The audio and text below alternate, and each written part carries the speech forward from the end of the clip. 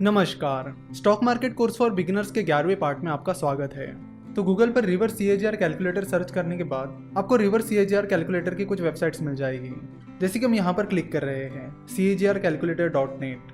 यहाँ पर 2-3 चीज़ें आपसे पूछी जाएगी कि स्टार्टिंग वैल्यू यानी इनिशियल इन्वेस्टमेंट कितनी है, उस पर कितना सीएजीआर मिला है, नंबर ऑफ पीरियड क्या है और बाद में हम उसकी फ्यूचर वैल्यू कैलकुलेट करेंगे। चलो तुम यहाँ पर मान लेते हैं कि आप 1 लाख रुपए सेंसेक्स में इन्वेस्ट कर रहे हो और हम ये अज्यूम करते हैं कि आने वाले सालों में अगर सेंसेक्स सीएजीआर 15% रिटर्न आपको देता है, यानी कंपाउंडेड सालाना 15% रिटर्न आपको देता है, तो आपके 1 लाख रुपए की वैल्यू कंपाउंडिंग के बाद क्या होगी।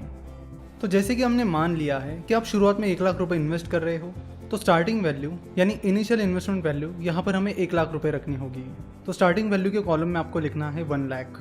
हमने अज्यूम किया है कि आपको आने वाले सालों में कंपाउंडेड सालाना 15% रिटर्न मिलेगा, इसलिए सीएजीआर के कॉलम में आपको लिखना है 15। नेक्स्ट पॉइंट आता है नंबर ऑफ पीरियड्स। तो चलो देखते हैं कि 15% कंपाउंडेड सालाना रिटर्न से 1 लाख रुपए की वैल्यू 1 साल बाद क्या रहेगी।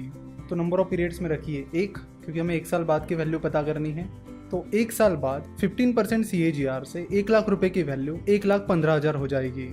यानी 1 साल बाद 1 लाख रुपए की इन्वेस्टमेंट पर आपको 15,000 रुपए रिटर्न मिलेगा। चलो तो अब देखते हैं कि 2 साल बाद उस 1 लाख रुपए की वैल्यू क्या रहेगी।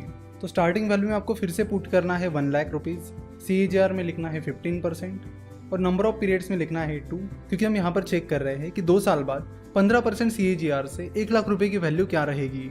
तो 2 साल बाद उस 1 लाख रुपए की वैल्यू 1,32,250 रुपीज़ हो जाएगी। जैसे कि हमने देखा था कि 1 साल बाद उस 1 लाख रुपए की वैल्यू 1,15,000 रुपीज़ हो गई थी।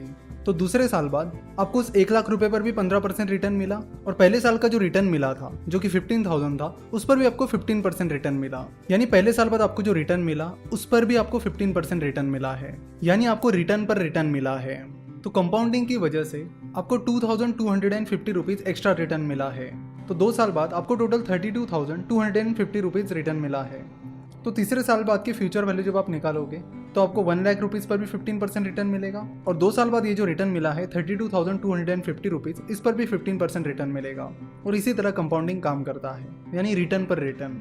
यानी पहले आप जो पैसा इन्वेस्ट करते हो उसका रिटर्न भी आपको मिलता है और इनिशियल अमाउंट पर ये जो रिटर्न मिला है उस रिटर्न पर भी आपको रिटर्न मिलता है, और यही कंपाउंडिंग की ब्यूटी है। तो इसी तरह आप आने वाले सालों की फ्यूचर वैल्यू निकालोगे तो 28 साल बाद आपके 1 लाख रुपए की इनिशियल इन्वेस्टमेंट 50 लाख हो जाएगी। यानी आपके 1 लाख रुपए की इन्वेस्टमेंट 15% सीएजीआर रिटर्न से 28 साल बाद 50 लाख रुपए हो जाएगी। यानी आपकी इनिशियल इन्वेस्टमेंट 15% सीएजीआर रिटर्न से 28 साल में 50 गुना बढ़ गई है। इसी तरह आप 28 साल के बाद भी आपके 1 लाख रुपए की इनिशियल इन्वेस्टमेंट की फ्यूचर वैल्यू निकालोगे तो आपको पता चलेगा कि 33 ईयर्स बाद आपके 1 लाख रुपए की इन्वेस्टमेंट 1 करोड़ हो जाएगी। यानी 1 लाख रुपए की इन्वेस्टमेंट 50 लाख होने में आपको 28 साल लगे और उसके बाद और 50 लाख रुपए जुड़ने में सिर्फ 5 साल लगे। यानी 1 लाख रुपए के 50 लाख रुपए होने में 28 साल लगे और 1 लाख रुपए के 1 करोड़ रुपए बनने में 33 साल लगे। तो आप यहाँ पर देख सकते हो कि जैसे जैसे साल गुजरते जाएंगे आपके रिटर्न्स कितने तेजी से बढ़ते जाते हैं। तो इसे कहते हैं कंपाउंडिंग की पावर। और कंपाउंडिंग तभी काम करती है जब आपके इन्वेस्टमेंट लॉन्ग टर्म हो। तो हमने यहाँ पर देखा कि 1 लाख रुपए की इन्वेस्टमेंट 15% सीएजीआर से कैसे बढ़ती है। तो ये 1 लाख रुपए की इन्वेस्टमेंट तो वन टाइम इन्वेस्टमेंट थी। अगर यही 1 लाख रुपए की इन्वेस्टमेंट हर साल की जाती, यानी हर साल 1 लाख रुपए इन्वेस्ट किए जाते, तो उसकी एक बहुत ही बड़ी टोटल अमाउंट निकल कर आती। मिस्टर वॉरेन बफेट जब भी इन्वेस्टमेंट करते हैं वो बहुत ही लॉन्ग टर्म इन्वेस्टमेंट करते हैं, क्योंकि वो चाहते हैं कि कंपाउंडिंग उनके फेवर में काम करे। यानी वो चाहते हैं कि उनके इनिशियल इन्वेस्टमेंट पर भी उन्हें रिटर्न मिले और उनके रिटर्न के रिटर्न पर भी उन्हें रिटर्न्स मिलते रहे। उन्होंने 1987 में कोका कोला में इन्वेस्ट किया था और अभी भी वो उसे होल्ड कर रहे हैं और उनके लगभग सारे इन्वेस्टमेंट्स बहुत ही लॉन्ग टर्म रही है, जिसमें उन्हें कंपाउंडिंग का बहुत फ़ायदा मिला है।